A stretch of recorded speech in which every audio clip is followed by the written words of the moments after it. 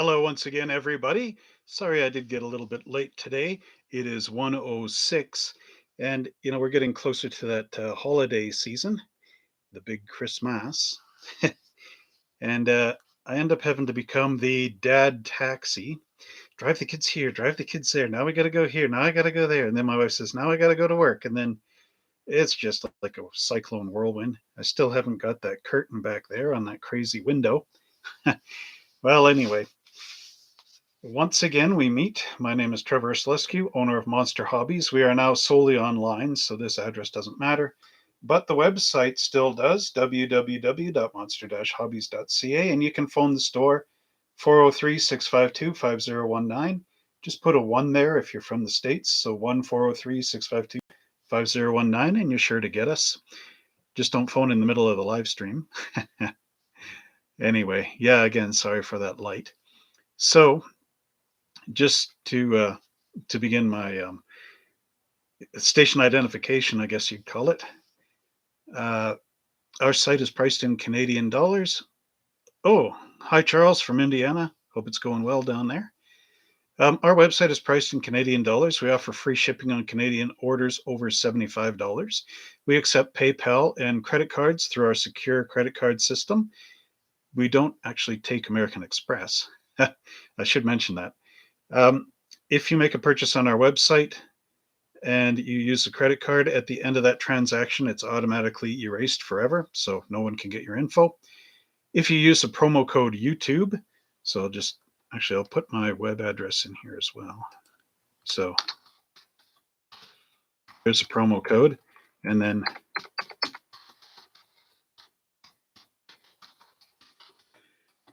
there's the web address. And then sign up for our online newsletter as well. I think I should close that door in just a minute.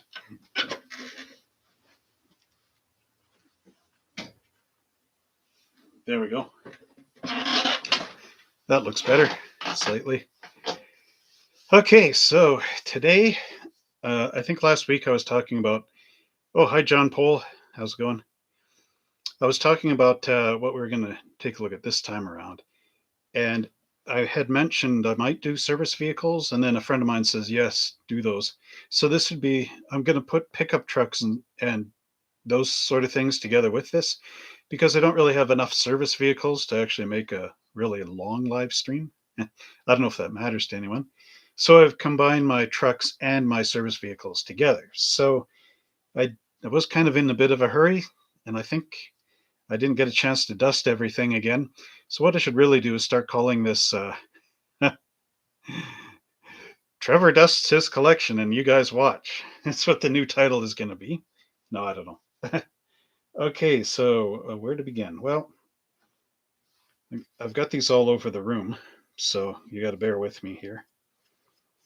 And they're not in order today. I just didn't get the chance to. Had to get some groceries. Trying to Christmas shop without the kids around. Not that that even happened, but, well, kind of did. We went to the dollar store and we got a couple of little things for in stockings. So this is the first one. Now, this is sort of a combination of parts and whatnot that we had left over back in the day, a long time ago. So this came from the little fire truck or whatever, the old MPC one, the show rod. This was a spare body.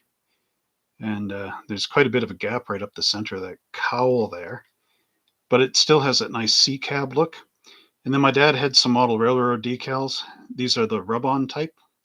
The Canadian Pacific, which is our railway up here in Canada. Oh, I can see this whole frame is crooked. So hard to get these Model Ts lined up perfectly. This is based off of the AMT 1925 Model T frame underneath. And then I've got, I guess this radiator and these bug eyes are from the fire truck thing. So it sort of has that early look. And then my dad vacuum formed up these fenders. He carved the wooden box and did that. So this is sort of a 1910, sort of 1908 style Model T, kind of the first generation. But we never got to make a hood for this thing. So that's kind of a problem, especially since the dust seems to sit on that engine block a lot. But still, overall, I mean, it's not bad for cobbling together spare parts. And I even filled in with putty. I don't know how well you can see this. Up inside here. Oops. I guess you're seeing this side. So that was all filled in with putty because the original Model T, of course, would not have the padded sides like the fire truck did. And then that seat inside there, I do believe, is one of the customs out of the Model T hot rod kit. That's what it looks like. It's too narrow in there to put two seats together. So I guess this could actually, if I took a saw and cut this right down in the center and spread it out just a little bit, you could probably fit another seat in there. Oh, and I've even got the original floor pedals back in there too. So sort of another cool one. The dust never gets underneath, and there goes the wheel. Actually, that's not true. There's dust on top of these little torsion bar things. This is the fun part. I show you guys all these models, and I get to find out which ones are going to fall apart here. Well, these were all made back in the 90s or so. So you're looking at over 30 years already. It's so hard to believe how time just marches on. So for another one that we kind of made up out of spare parts, got this one down here. So how's the weather for everybody? We ended up with some more snow up here in Alberta. It's just, oh, and then we got minus 20. And I'm not sure what that is in Fahrenheit, other than cold. Okay, so this is another one that I made. Now you might think, okay, this is the 29 Model A, which it is really, but only from this part. Now the hood is from one of the hot rod Model Ts, and then that's Model T radiator, but I put a bar in it so it looks not Model T.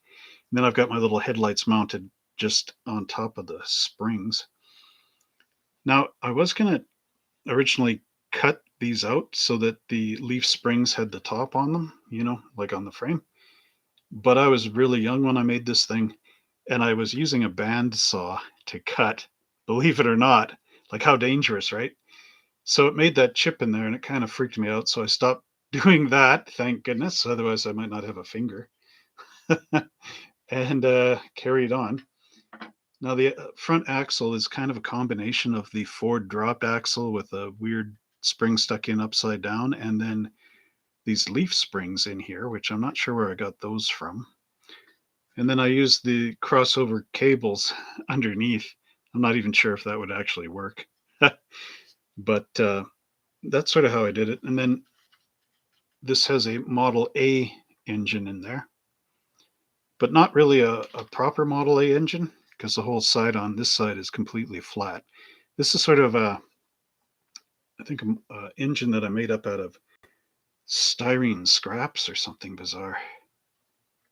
But yeah, I was around 11 when I created this, so it's an Ursulescu Model J, I guess, complete with dust. Quite a lot of dust. And the tailgate, of course, opens and closes. And I even got a 1911 license plate on there from BC, made out of Letraset. Anybody remember that stuff? Basically used for model trains. And when I was looking through my parts box, I actually found that sun visor. So I might end up gluing the sun visor back on here. It never had it in the first place, but I think it would look better with it. So I just put that back in here. And it was interesting how a hot rod Model T hood actually fit the stock configurations and bridged the gap between what is essentially a Model T 1927 radiator and a 29 cowl off the back. So that was pretty fortunate. Now, the good question is where to put this thing. Okay, maybe there. All right, so that brings us now to the next one. And this one is pretty fun. Just take a bit of the dust out of her. Ooh. A little bit of shake and bake. Okay. What could it be that I'm about to show you? Who is shaking in anticipation? So there we got the Laurel and Hardy Model T. And this one is not quite well, I guess it still is in its own way, but it's not the Laurel and Hardy Model T that came in the kit. That's still in the basement, waiting to be built. This one is actually a Model T pickup truck. And I had this one in a display at the High River Museum. We were doing a silent movie type thing. So there was a Laurel and Hardy film that is sort of timely for this time. I forget what it's called now, but Laurel and it's a silent film, so it's one of the earlier ones. But Laurel and Hardy are delivering Christmas trees to this guy's house, and they get into this fight with the guy, and they end up ripping pieces of his house off, and he ends up going off to their Model T and ripping it apart with his bare hands, and that's sort of the fight they have. But you can see how nicely I painted up Laurel and Hardy. I've got pictures of this on the web, and on I think it's this YouTube channel. I also have a 4-part build of this kit with all the details on it. So again, it's quite nice. I made it so Laurel and Hardy can come out of the car. And the way I have their hands, I can carefully pull Hardy out and put Laurel as driving or vice versa. So I've got a bit of interchangeability in there. There's really 3 of these Model T kits. There's a Phaeton, then this one, which you can build as a pickup truck or as the turtleback. And then there is the tall T. And if you put Laurel and Hardy in the tall T, you'll never get them back out of there. If they can even fit in there, that's the other interesting question. So anyway, there's that. Yeah, that Museum of the Highwood. So we used to do this movie night, and we would, or I would build models for this movie night, and then display them. And I'd also bring the movie, and then we would watch them, and the museum would sort of promote it. Okay, so here's that 29 Model A. This is the one that AMT's just re-released for the 10 millionth time. And I do believe HPI guy did a recent build on it. And I've actually done an unboxing video of an earlier version of this on the same channel. So if you guys want to do some video diving later on, you can see it there.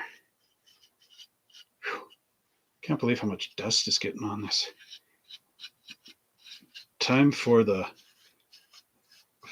furnace guys to come in here and clean up all my ducts, I think. And get all my ducts in a row. Anyway, this one has the steerable. Oh, something happened to that. Well, this one does have the posable wheels, which just busted off. Well, you saw it here first, folks. There goes the entire front end off of there, and the tailgate just snapped a pin out of it. All right. Hey, we're doing good, aren't we? Well, only 2 of you witnessed that. The rest will have to watch it in reruns. What a pain. Well, I can see why that front wheel didn't turn, because the top of this is busted off. Well, maybe it was for a good thing. I don't know. Because now I can actually repair this somehow. Maybe I can get a bit of brass and bend it into there. Drill and bend. What a pain. Okay, now that that's completely bust. Fun times. You saw it live from New York. It's Saturday night. Okay, that goes away. Well, out of that same Model T kit, if you don't drop it like I did, you can also build this, which is the pickup truck. Hey, how's it going, OG Garage? You just missed me dropping a nice model and busting it. I only did that for the views. No, anyway, maybe not. Actually, I didn't. It just slipped out of my fingers. So there we have the other 1929 Model A. This is the pickup truck version, and there's those posable wheels. And then if you take a look under the hood, there's your Model A motor. Very nice kit, actually. It's only a little bit temperamental in that front steering assembly. That's it's kind of flaky. It's got a like a half hook at the bottom, and then at the top it's got the reverse half hook, and then the pin goes through the middle and it hooks that way and that way. And that was part of the problem with the one that just got dropped, is if you can see that. See, the top pin is not there anymore, or the top hook, I mean. And then it will hook up onto your king pin off of there, like that. One at the top facing one direction, one at the bottom facing the other. But really, it should be two flat plates with a hole drilled right through them, and then you slip your king pin through there. But AMT did not make it that way, unfortunately. Okay, so I'll just take a quick look around. Like I said, I was in a hurry today, so everything's all over the place. Here's a nice one. Okay, so I actually built 3 of these. Not the same kit, but a series. Wow. Pardon me while I dust this. Whew. Oh, man. Maybe I shouldn't dust in here. Wow. Not only do I break my models on the show, I also totally fill my lungs with dust. You guys are getting a real treat.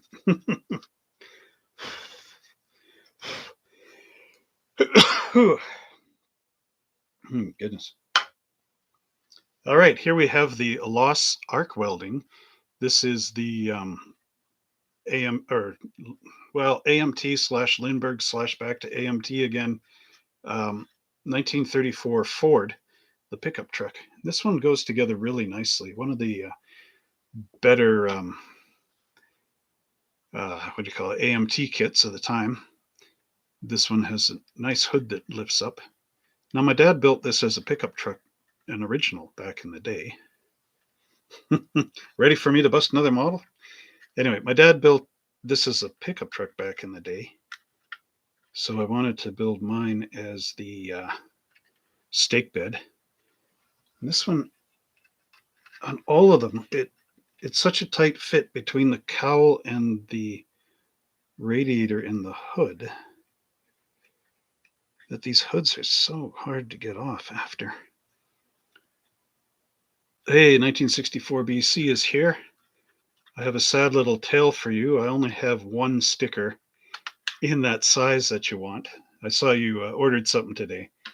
I only have one of those left, so I don't know if you still want the one or you want me just to forget them. Like, anyway, so there's the model. There we go. Model A V8 motor in there from 1934. And as you can see, I wired it.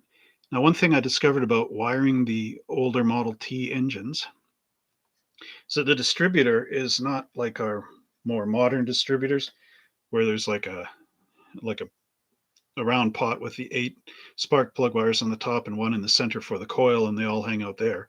The Model T one was like 2 knuckles, and then there's a thing in the middle.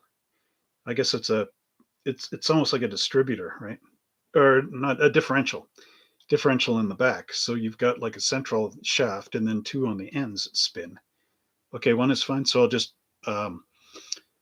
only charge you for one. That's what I'm trying to say.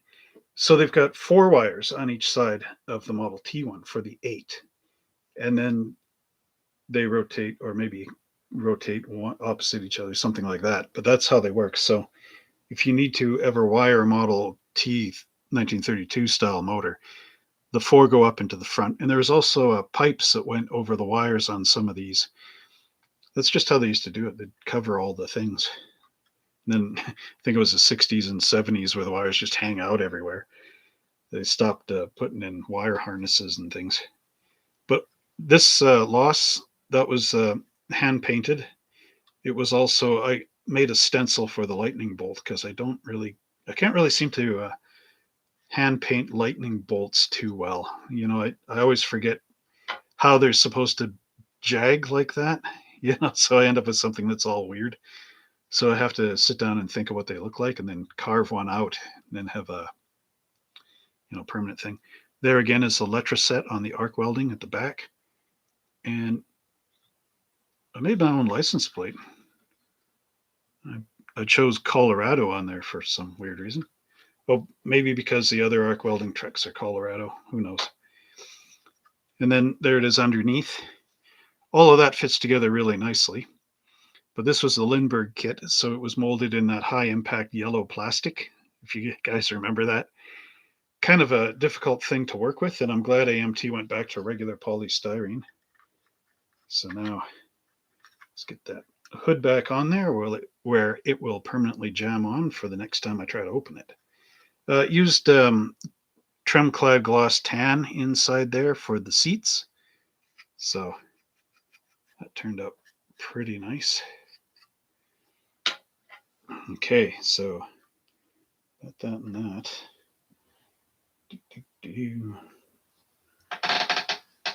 Okay, so that is the first of the lost arc welding. It's funny, I found a tiny, I believe they're former spider eggs in the pickup truck bed on this one coming up. Which should explain why I've got spider webs up top on the shelf.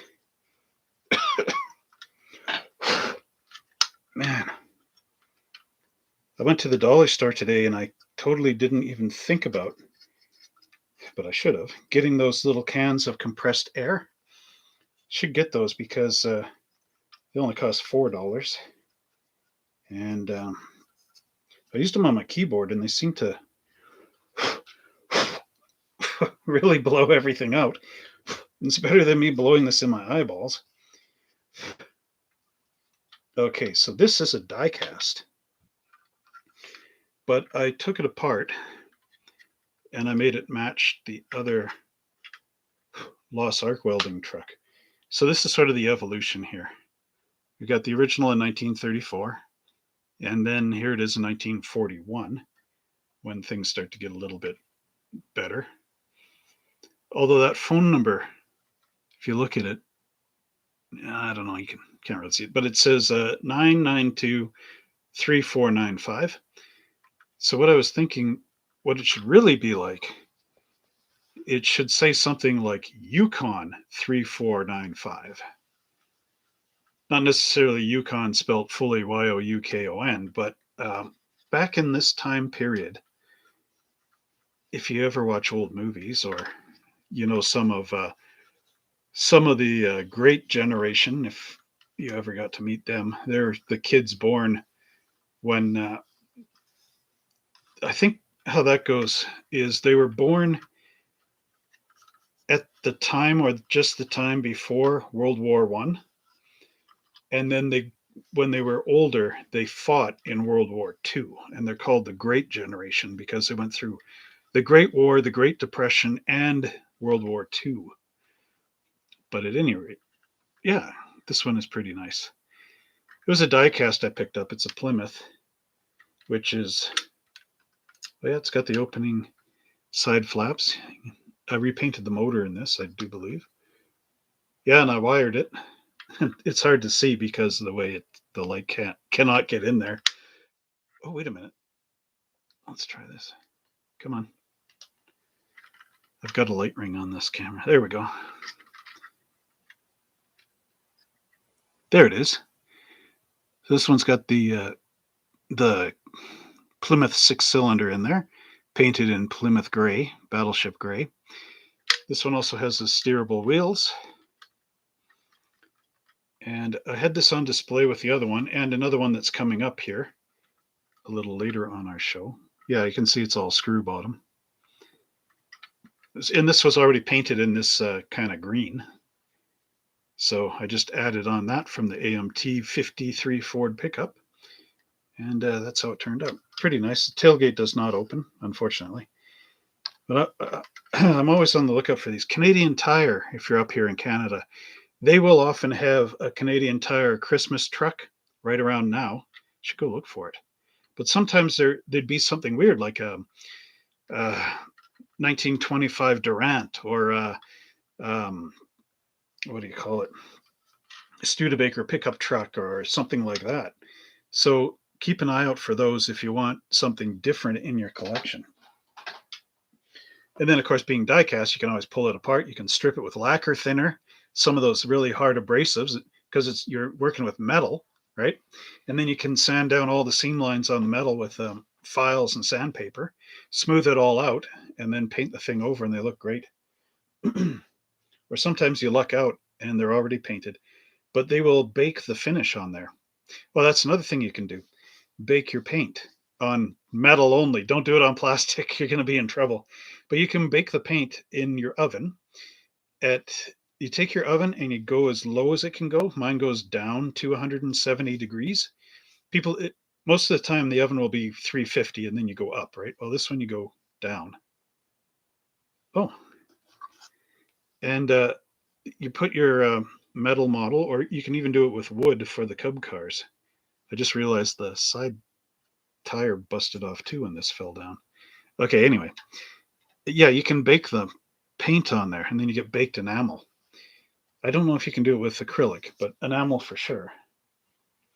Okay, oh, so here's another one. Yeah, bake it for about an hour or two at 170 degrees Fahrenheit, I believe, Celsius.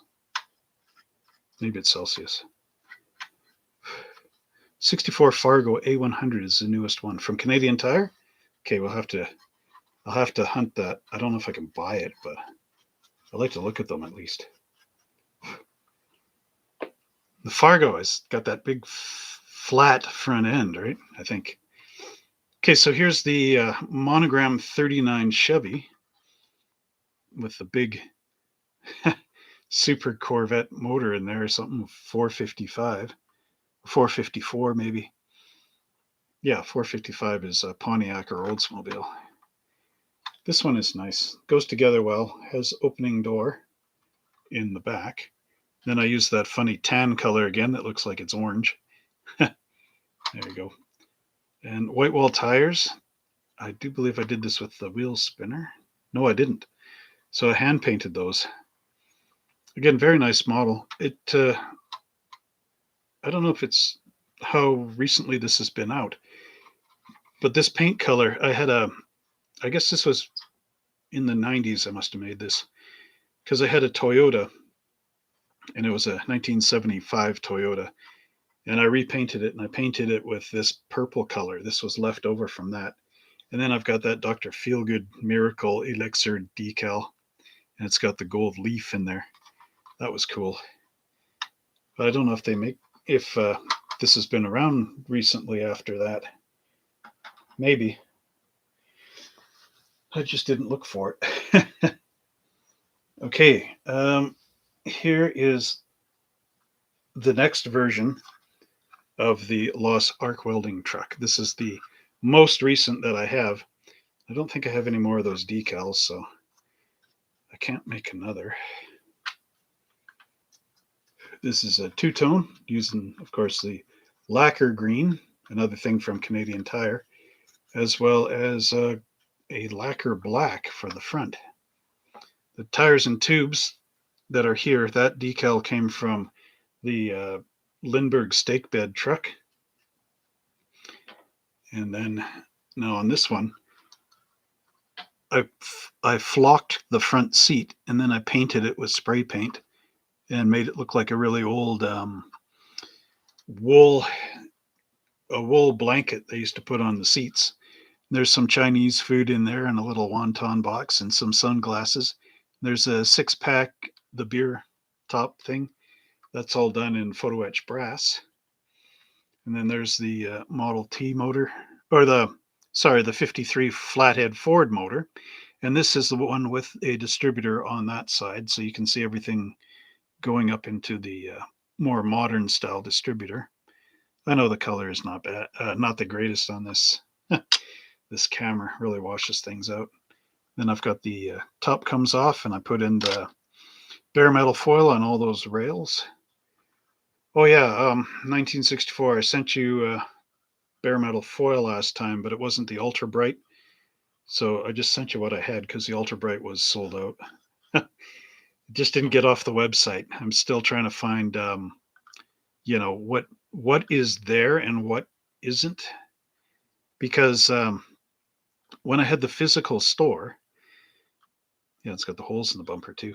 When I had the physical store, um, people would come in. So I was running an online store and the physical store at the same time.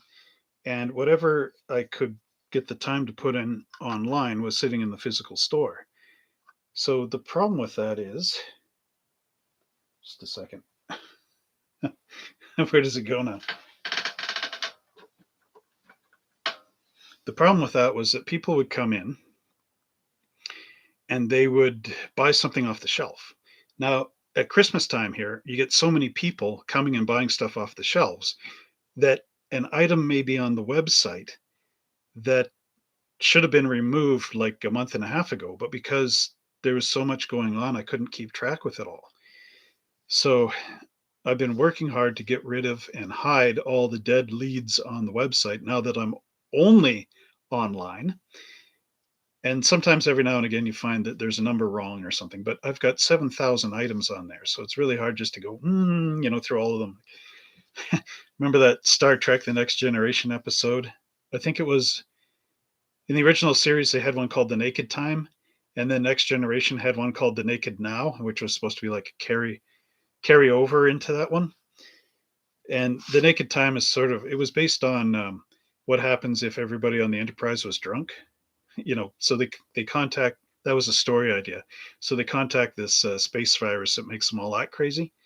And then I think in The Naked Now or something, it was like a time distortion, something, or somebody was messing around with science and it made everybody go nutty on the Enterprise. But anyway, Commander Data pulled all the memory cards out of the computer or something, and they were all lying in the floor in a pile. So this is one of the Wesley Crusher episodes too. So Data's Wesley goes down and finds that Data's pulled all this stuff everywhere. So then he says to Data, "Oh, you got to put those all back in." And Data's like, "I don't want to do that," because Data's messed up. So, so Wesley Crusher says to Data, "Okay, well, let's make it a game. Let's see how fast you can put those things back in, Data." And Data's like, "Oh, I want to play that." So he goes, and he puts all these things in his hands are moving so fast, right? It's like, I can't do that on my website. I'm sorry. I try, but it doesn't work. Anyway, in case you're wondering, my name is Trevor Oslescu, owner of Monster Hobbies in High River, Alberta, Canada. We no longer have this building. We are now solely operating out of our house, as you can tell. I mean, what other hobby shop has a nice weeder bench sitting in the back? Anyway, so we're operating out of our house. We have our website. It's here. I'll type it in: www.monster-hobbies.ca for Canada. We are a Canadian-based website. Our prices are priced in Canadian dollars. So if you're joining us from the States and you want something, just do a US change the money and you'll be fine. We offer free shipping on Canadian orders. We can ship all over the world. Free shipping on orders over $75. Don't get me wrong. We can ship all over the world. We accept PayPal, Visa, MasterCard, and our credit card thing is a secure pay. So if you use it and you send me your credit card information, as soon as everything is processed, all that information disappears. So if you want to order something else from me, you have to do that all over again. And then if you use this coupon code, YouTube, one word, lowercase, you get 10% off your next order. And if you sign up on our newsletter over here, you will get our newsletter. And I'm trying to put in tips and texts into the newsletter. I did it on the last one. I don't know how many of you actually got that and opened it, but hopefully it helps you out. I gave a link to one of my videos as well. Getting dust in my eye now. Whew. That could be bad. Okay, so carrying on. And some of you that are in the chat room have ordered from me before, so if anybody wants to vouch on that, that'd be nice. While I'm looking up what's next. So 53. So here, this is the, I do believe I dusted this before somehow. It looks pretty clean. This is the 53 Ford that I first started with when I was young. This was out of the Diamond in the Rough series. And that's why it's got the trailer hitch off the back. So the Diamond in the Rough came with a 53 Ford, which you could build. Well, of course, it's AMT 53 Ford, so it had all the custom bits in there, like the different nose and everything else. And then it came with a trailer, and then it came with a busted up 39 Ford, the sedan, the turtleback one, two-door sedan. So I built this, I guess, when I was about 8 or 9, and built the whole thing. And I took this out to my Grandma Ursulescu, and my grandpa built the house in 1938, her house. This has got the Dodge Supermotor in there. And I didn't realize that the valve covers are actually the air cleaners at the time, but they look neat.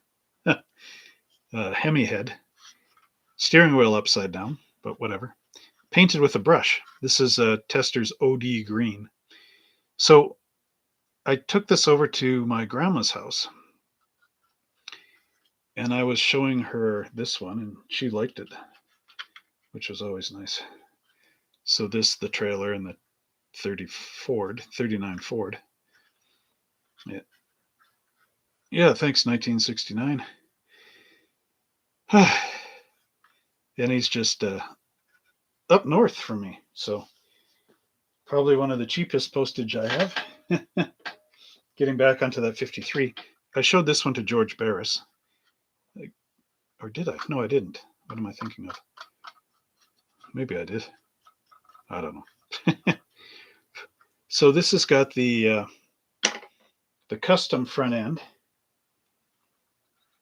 My favorite one of the custom front ends. I don't like the other one.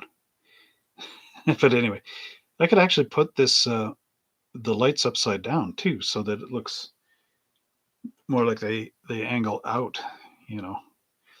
But at any rate, yeah, so I used the Pennzoil on the side, and this was in that Garage Series thing, the Monogram cars. And I used a flathead Ford motor in here. I think it's the original, but I've found all these race heads on there, like the Offenhauer ones. And then the leopard skin, of course, is hand painted. And I've got the reel-to-reel tape deck in there, vintage piece. That came in the 63 Fords or 64 Fords. And then on the back, it's got some Cadillac tail lamps. Those came out of the 49 Mercury. It's custom pieces. And then I've got, I got German license plates on me. That was from the Trabant. The tailgate drops down. Got the jack in there as well. Sort of more of a tired jack kind of thing. But again, turned out really nice. This one always goes together really well. I don't have the spare tire mounted in there, though. Don't know where that went to. But again, quite a nice kit. One of my favorites. I've got more of these in the basement. I was doing one in pink using the Chrysler hot pink paint color or something. Okay. Oh, yeah, no. Yeah, I guess it's okay. How many are joining us from the United Kingdom today? Well, here's one you'll like. The British Taxi. This is, I forget what company made this now. It's a Japanese company that made the British Taxi. I know, irony, right? You'd think this would be Airfix or something, but it's not. And this one, it almost has, it's got accommodation for, let's put it that way, the electric motor. So you know that's a Japanese thing. I don't really understand that with Japanese model kits. Okay, if you look, there's a hood motor underneath there. There is a radiator hose that seems to have detached itself, and I don't know how I'd ever get that hooked back in. But the Japanese have this idea of posable steering. That's not their idea, though. The Japanese have this idea of every model car kit should have an electric motor in it, um, unless it's Tamiya. Tamiya actually makes real model kits, but the other guy, well, I guess it's still a real model kit. I'm holding it in my hand. But the other guys, they make model kits with electric toy motors in them. I don't understand that theory. So, like a group of Japanese kids that are just, oh, I'm not going to build this unless I can put electric motor in it and run it around in a circle. Protest, protest. Big signs. I don't know. Anyway, kind of seems crazy to me, though, that is a thing. Okay, now here's a model kit that I wish I could get another one of, another 20 of. Pardon the dust. Okay, now we're getting into some of the commercial vehicles that I do have. Got to be careful there. I see you all shut. Everyone's anticipating this one.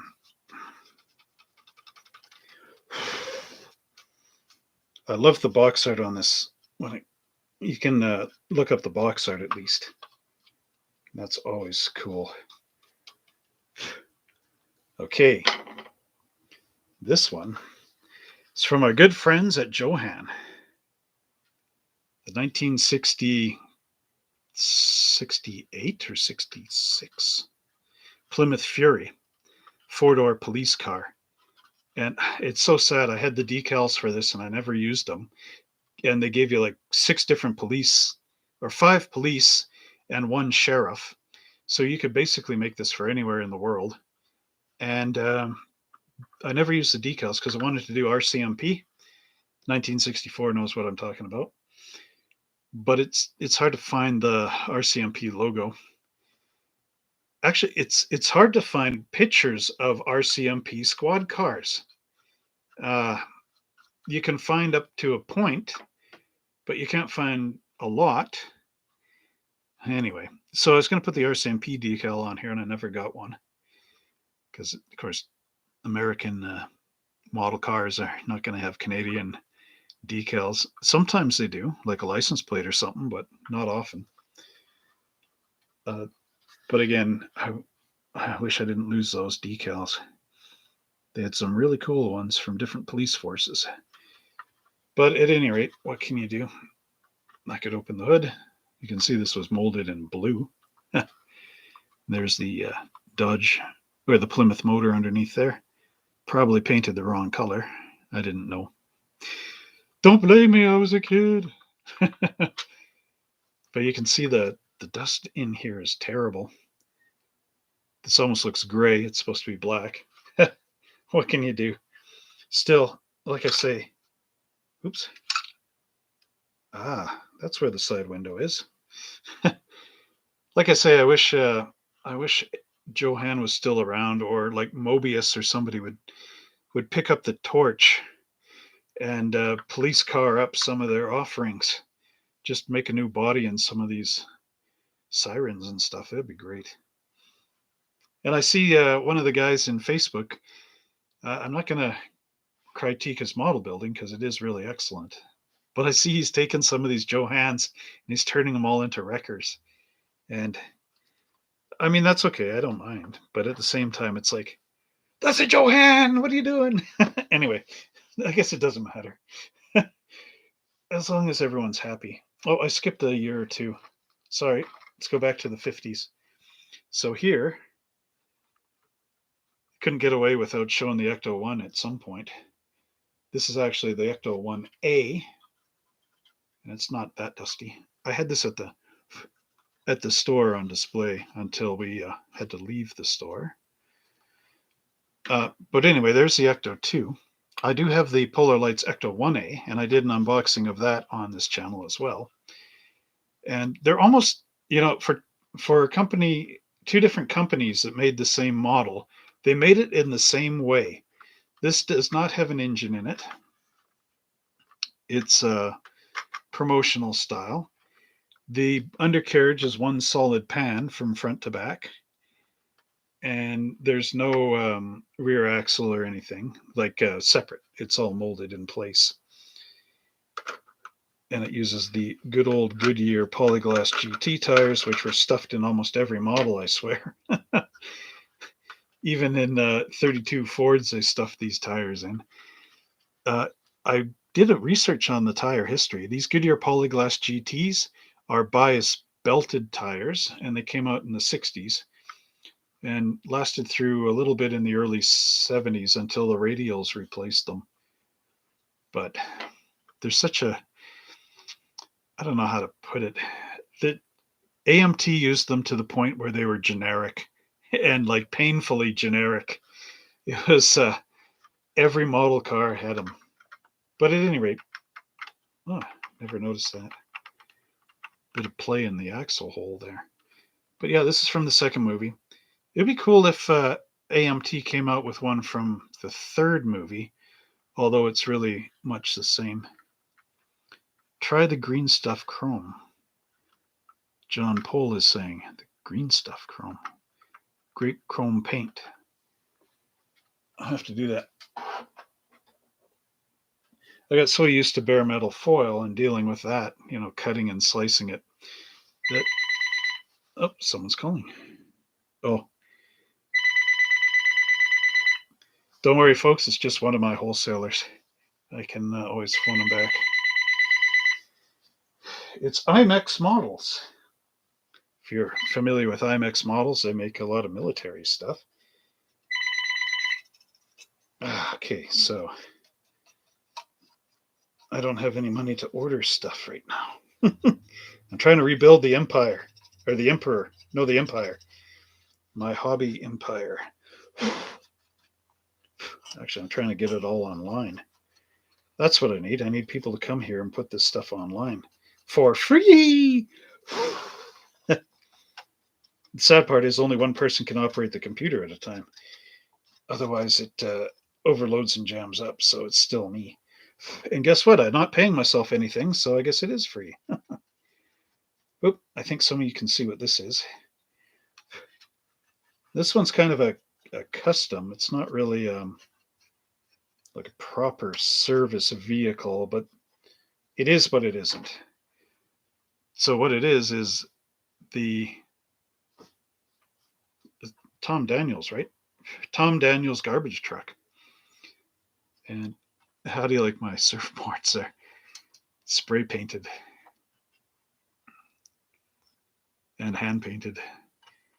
And this got really dusty. This is using the Tamiya metallic blue, one of my favorite colors from them. And yeah, this garbage truck. The only thing that's not in here because it was warped or something, and I didn't really like the figures, is there's the opening garbage truck in the back. I had to use a styrene bar across the top because the sides were coming out. And I'd like to get the figures again because the figures in this are actually not 1/24th scale. They're they're not really any scale at all. They're basically scaled to fit the opening trunk lid or garbage truck lid, so that their heads, it's supposed to be a band in here on a live stage, and the idea is so that they're not proper 1/24th scale, because if they were, this thing would have to be like that high up here somewhere to make them fit in. So they did a little cost cutting and they made them almost 1/32nd scale, but not really. Like, again, they're their own unique, they're do not get my head hit on the top of the door scale. So that's what they are. But like all these Tom Daniel kits, they're very basic but go together really nicely, and they look right when they're on the shelf sitting there. So they got the right ride heights and everything. It's not a bad. A little bit of goofy cartoon fun for your shelf every now and again. So what else do we have in the Dust My Collection series? Here's another nice one you like. Since we just saw the Ghostbusters a little while ago, We'll dust this off. There's a little bit of an unfortunate on this one, but it's not too bad. It will work. If the dust doesn't get me. Actually, this is a good one to dust, because right after I dust it, I can go to the hospital. Hey, Rodrageous, how's it going? Greetings from Texas North. The unfortunate part on here is I didn't know this at the time, but that top stripe, the double stripe, I made that using electrician's tape. Yeah, that's electrician's tape. What I didn't know is over time, electrician tape shrinks. So believe it or not, this stripe went right to the front windshield. And this little straggler piece here, that was because I cut the stripe just that little bit too short. Yeah, all's going not too bad. People are starting to online Christmas shop again, which was scaring me because nobody did that for like 2 weeks. And yeah, again, these were there. Little stripe ends actually touched. All of this touched and went to the edges. And then the electrician tape shrunk on me over time. And I don't know if I can pull that off anymore. It might be in the paint. But this is Johan again. It's got the posable wheels. And then the opening hood. Show that great big Cadillac. I forget the cubic inch. I know it's 500 and something cubes on these things. They were huge. This is a 66, I believe. If I remember correctly. Does it say? It just says Cadillac on the license. Whoa! Did you see that? The rear door opens on this. And unfortunately, I kind of made it fall over. Those little crosses in there, I do believe there was a chrome insert you glue in there, but I didn't do it. I used the nice light metallic blue in there, sort of a medical blue, I guess. Okay, now the problem is, okay, there it goes. This one also contains, it'll come out. Of course, it, okay, there it is. It flipped upside down. Here you've got the stretcher on wheels, or the gurney, I guess they call it.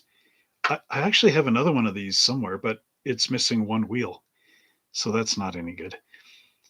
But again, it's got the nice, I used the blue for the cloth on there. And there's a little hook in here that this thing hooks into. And it's got the jumper seats and the oxygen tanks inside. I don't know if I can hook that in. Now, let's see if you can do it next on Will He Break It? It's a new segment on our show. Will he break it? No, he won't. He's not going to risk it. Okay. Too crazy. But yeah, underneath it's, I'm not going to flip it because of the gurney thing. Underneath it's all one, oh, maybe I can. There we go. One solid pan all the way through, but it does have the separate in the front so that you can put in that steerable linkage. Again, another beauty. And again, one of the ones that I wish Johan or somebody else in their infinite wisdom would repop or make from new tooling, because you could easily, with the Ghostbusters components, you could make an upgrade Ghostbusters Ecto 1 out of this 66 Caddy Ecto 1, which I think would be pretty cool. And I tinted the windows as well, in case you're wondering. So now where does this go? Over there. Getting close for another station identification, and I'm almost out of models. So getting back to the police force here, I got another Japanese kit. You know what I'd like is Japanese police cars. Have you ever seen those? Oh, I lost an antenna on this one. The Japanese police cars.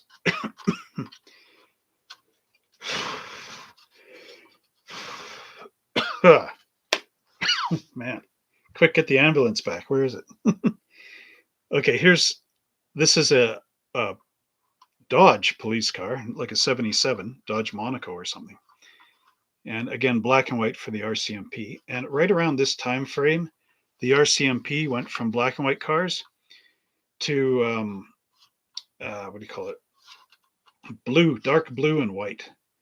So this is in that year of that change. At least I think it is, unless I got that wrong. But again, a Japanese-based kit, four-door. I forget which company it is. It's got the steerable wheels, posable wheels, and then it does have the gigantic gear in the back because all Japanese models must have an electric motor in them. Exactly, right?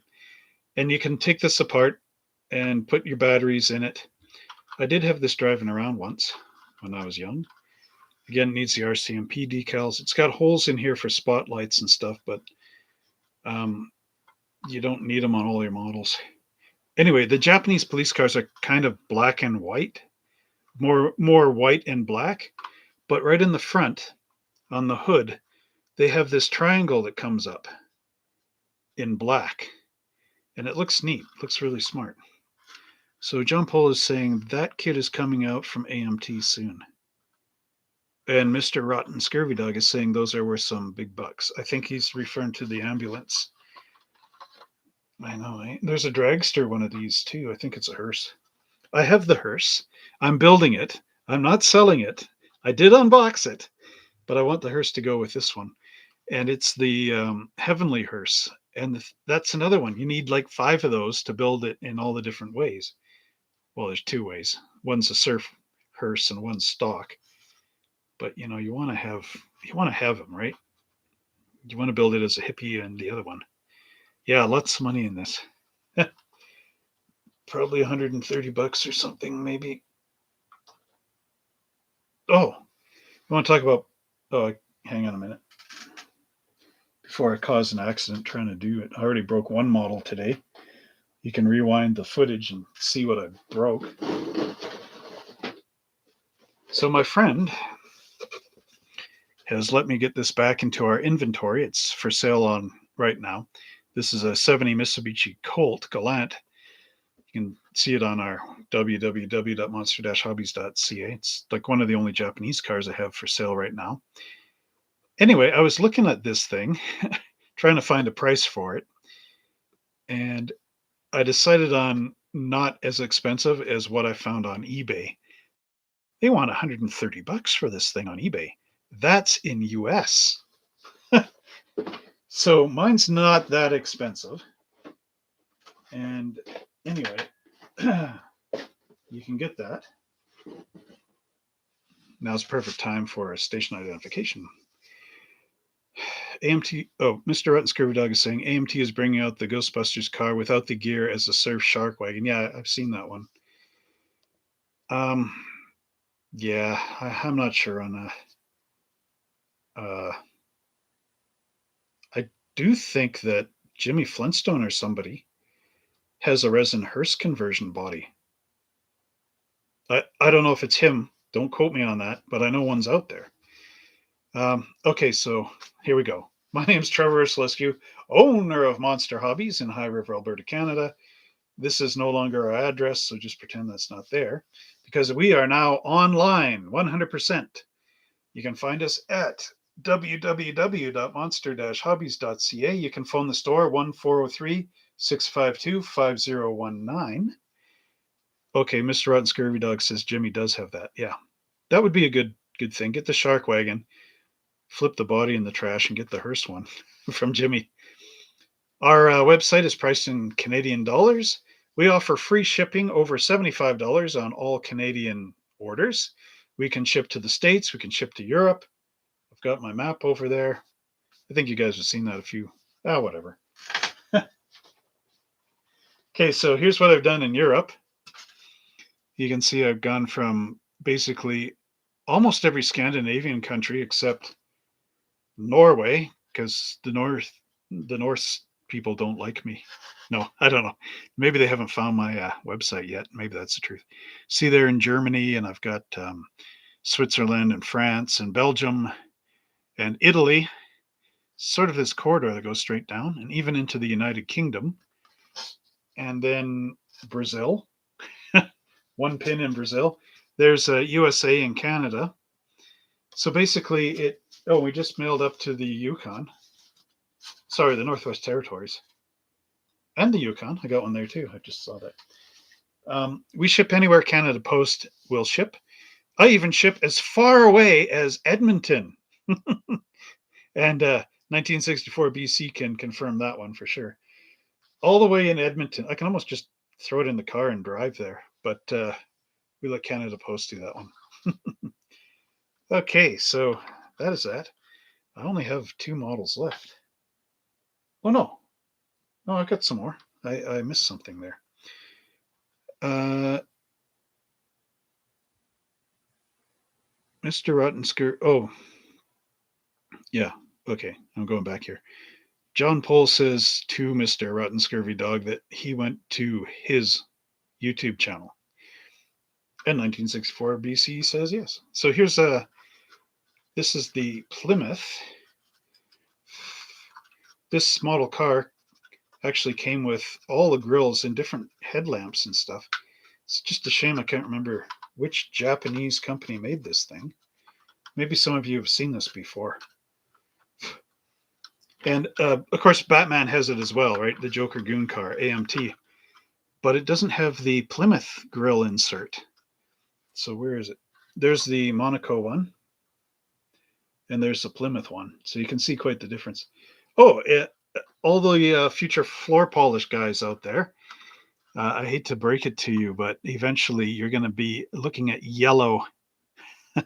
This is future floor polish, about 20 years or 30 years on this model. And within the first 3 years, it went yellow. So get real automotive clear coat. That's the Monster Hobbies warning to everybody. This is living proof. And this is not, the camera is actually reflecting this really nicely. This is actually even more yellow than what you're seeing. So never use that stuff. I don't care who had the great idea that putting floor wax on your models was awesome. Came out in the 90s in Scale Auto Enthusiast, actually, or Car Modeler magazine, one of the two. I can't say which because I lost all mine in the High River flood, but that's where that smart idea came up from. That's when I used it, and now my stuff is yellow. So never use it. Anyway, there's the tail lamps. And like I said, underneath it's still got that electric motor in there and the little switch. But yeah, go out and get yourself some proper clear coat. And don't muck with that stupid floor wax. Unless you really, really, really have the urge to use it and swear by it and love it to death. Continue. Okay. So now here's another one. Any of you guys tuning into this, you're actually getting a sneak peek into a model that I'm going to be unboxing pretty soon.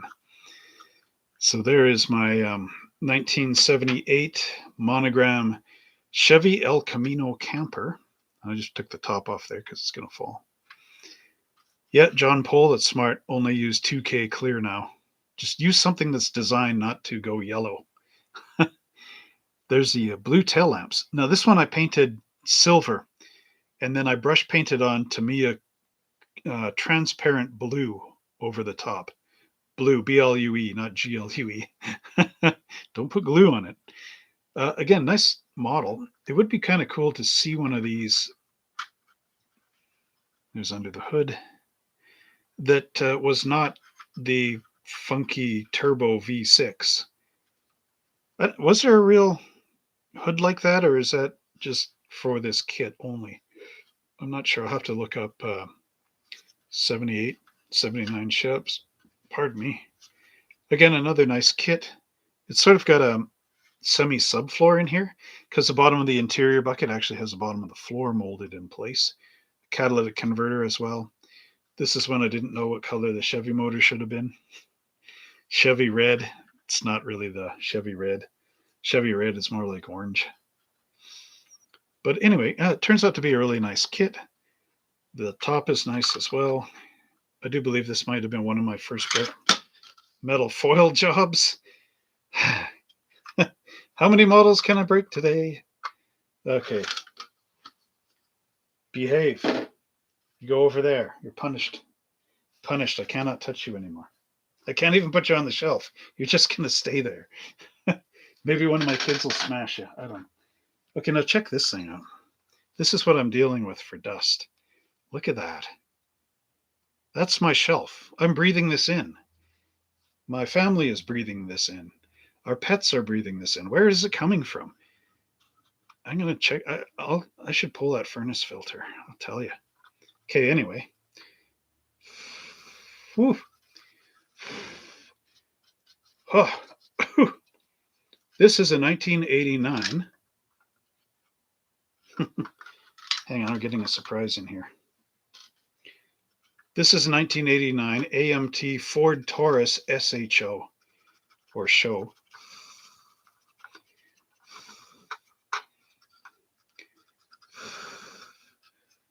This car was crazy back in the day.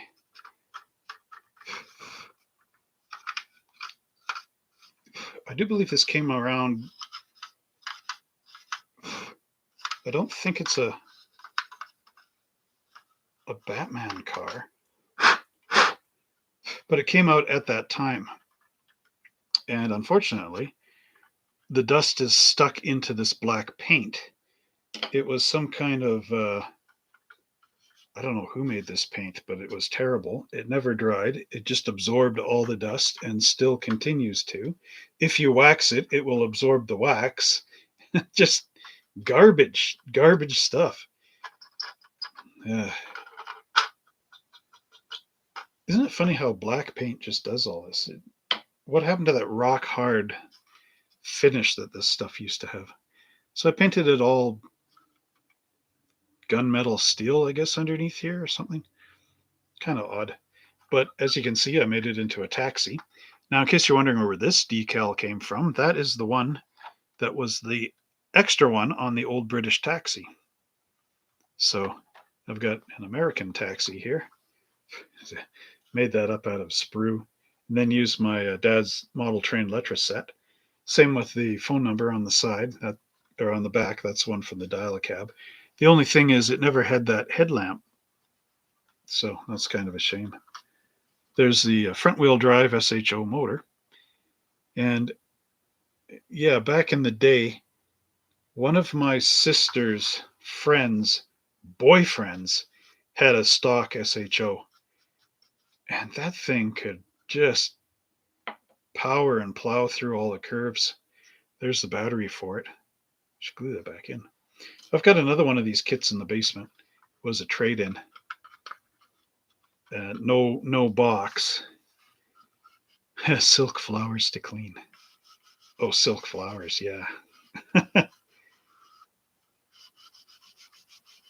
And those plastic flowers too. If they get full of dust, they're awful. They look awful. You know, the fake flowers your grandma had. Yeah. That's a pretty good kit. There's a 89 Pontiac out there as well, for those that are into the Pontiacs.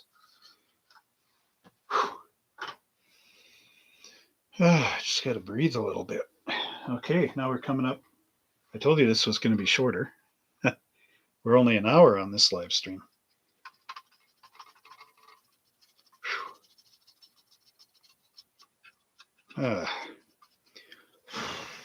Because I just don't have that many service vehicles.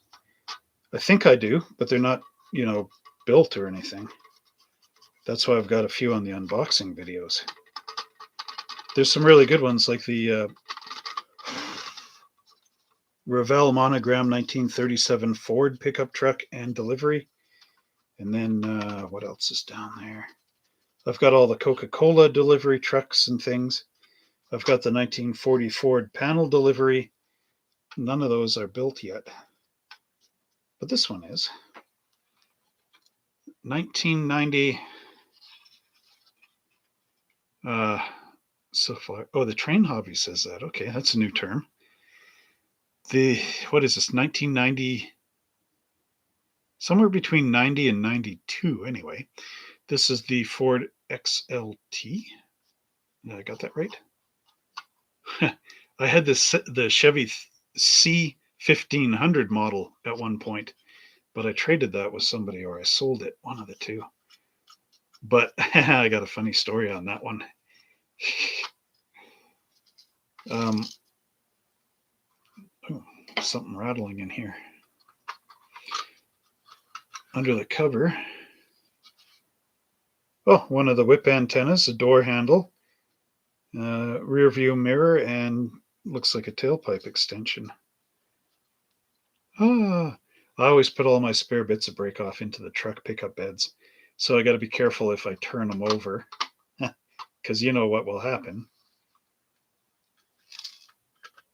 There's another, the Ford Lightning. I've got that truck as well. That'll be in a what's in a box.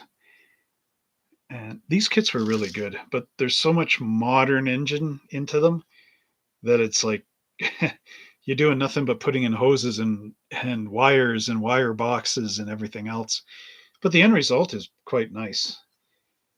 It's not like your 55 Cadillac or something, you know. And painted the interior red in there. That is Testers. And the tailgate opens on it as well. So if you ever find these, and I know a lot of people don't really like, well, I guess it's not so modern anymore, but modern vehicles. But if you are into them, this is a really good one to get. If you can still find it out there. But you may be asking, okay, you told us about the Chevy C1500. So what's the story there? And that's my last model. So now it's story time. So I own and I've also got that on one of my YouTube channels. I own a 1970 Oldsmobile Cutlass S with a 350 rocket motor in it. And it's an automatic, and it's got the 2-barrel carburetor and a single exhaust pipe. I think I called it the 321 or something like that back in the day. Oh yeah, three-speed automatic, 2-barrel carb, single exhaust, because the other cars are 442s, 4-barrel dual, or was it 4-speed 4-barrel dual exhaust, depending on which Cutlass you're talking about. And mine was a 321. Anyway, so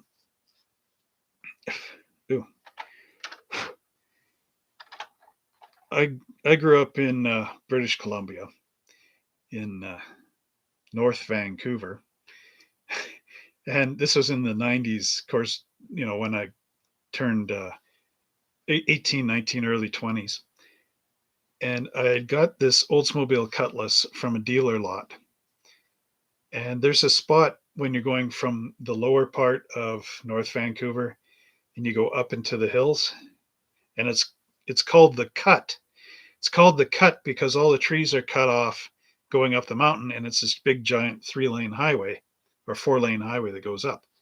And it's almost like 90 degrees, and then it comes up on the top and it levels off.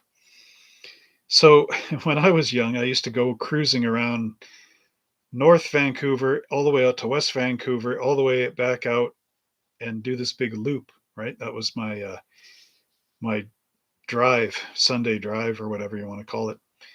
Horseshoe Bay to Deep Cove and all that around that big loop. So I used to just, I knew how to navigate the Cut. So you would speed up on the bottom of the Cut, almost not quite as fast as you could, but just fast anyway. Speed up at the bottom of the Cut. And then when you started to go up, I could coast up the Cut and then speed up again at the top. So I used to do this so many times, I just never thought of it anymore, right? So one day, this guy comes out and he's got a brand new Chevy C1500 truck. And this guy's driving beside me. He's like trying, oh, look at that old piece of junk. Oldsmobile. This guy's got, I'll just drive around in the big truck and act like a big jerk, right?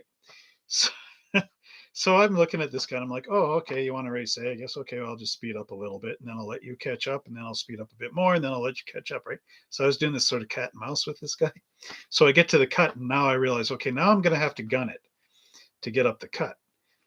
So I put my foot into the cutlass and this guy's trying to catch me up the cut in his C1500 truck. And I see him and he's like bright red, screaming, all mad at me because I'm got this rusty Oldsmobile 321, and I beat him up that cut. So at the top, I just wave and pull off off one of the side roads. That guy was madder than hell. Just flames shooting out of his ears and everything. Ah, my brand new truck can't be beat. I can't lose in my brand new truck. Oh, look at that. I'm losing. Ah, can't deal with reality. I beat him bad. So, so I got a model kit of that to build so I could build a reproduction of me beating this guy to death up the cut with traffic as well. But then I thought, the hell with it. So I sold the model. But yeah, that guy was crazy mad. Anyway, so I guess that's kind of it for the live stream because I got nothing else to show. Maybe I'll do cars of the 30s. I'll try to see if I feel like repairing this now that I bust it. I guess I have to because it's going to be sitting on the shelf. Huh, is that Model A engine in there crooked? Looks like it, doesn't it? Interesting. Man, this poor thing has been brutalized so many times. How do I permanently fix this thing? I see my back wheel is glued to it. Oh my goodness. Okay, well, I got to thank everybody to sticking to the end of this. It's been quite the journey, quite the stories, quite the Dust Bowl. I even found little spider eggs in one of these things. Gets rid of the flies, but yeesh. And the problem is the way this room is, with all the stuff in here now, I can't really just go up to the shelf like I used to. I have to be like, I'm reaching way out, standing on the ladder, probably dangerous as all get out, trying to grab these things off the shelf. So that's not any good. But anyway, so for the final station identification break, you are watching Monster Hobbies, the Monster Hobbies Model Car Garage.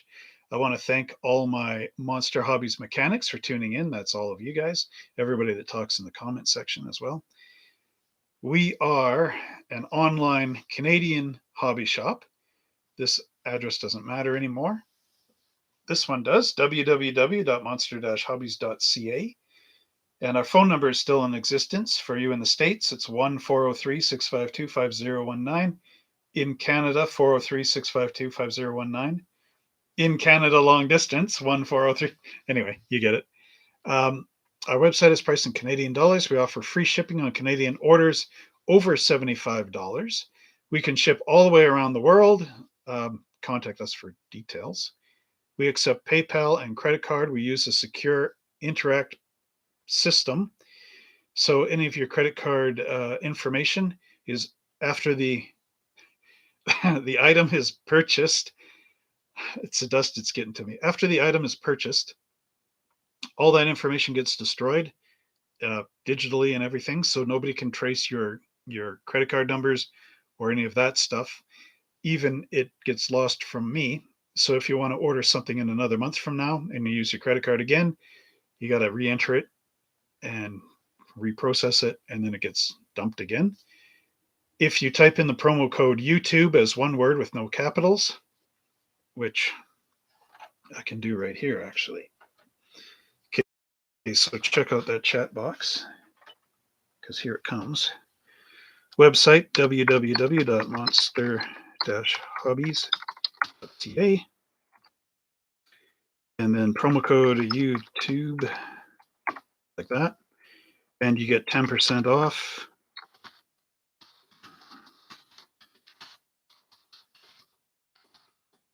Next purchase, which I think I spelled that wrong. It's okay. It's not for points. And what else? Oh, you get a free tracking number, so we can track your package in case something happens to it.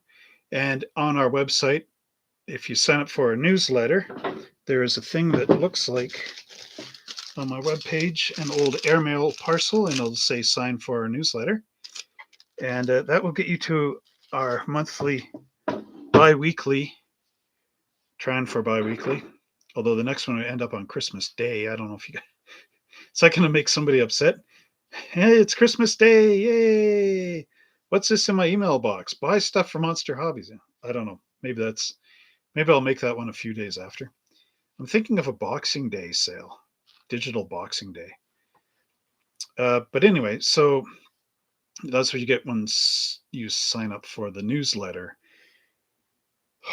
Man, I can feel it in my lungs, that dust. This is not good. Oh boy. But at least, the nice thing is you guys are helping me dust my shelves. Now I actually have to climb up there. This is going to be the hard part because I can't even see that with the little step ladder I have. I can't even see the top shelves to do this. What I should really do is take all the models off of there and get a dust rag, and go up on those shelves and see and dust that up. Take it outside and shake it. Anyway, that sounds like a me problem. That's not a you problem. Okay, so on behalf of the Monster Hobbies Model Car Garage, I want to thank everybody for tuning in. Wasn't quite as many people this time, but I don't blame you. We're getting all wrapped up. Christmas is coming, and I'm sure a bunch of you that normally tune in are probably out there shopping, or like Big Charlie's probably driving Christmas presents around in his big truck out there. But anyway, yeah, so let's see. Next week, I should be able to do another one of these live streams next week, but then we're getting into the Christmas thing. The my El Camino camper unboxing is actually going to be on Christmas Eve. This is kind of funny. So the next two unboxings is the first one's on Christmas Eve, and the second one is on New Year's. So New Year's Eve. So actually, you might have some fun with that, because then you can catch that unboxing video before New Year's Eve. On New Year's Eve, before they do the countdown at midnight.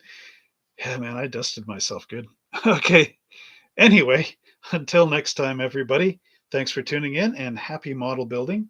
And we'll look for you on the internet. Should be interesting. Maybe I'll take a break on some of this stuff and then come back in January or so. I don't know, whatever. I'll figure it out. Okay. So until next time, everybody. Oops. I don't know if I'm still recording. Till next time, everybody, happy model building.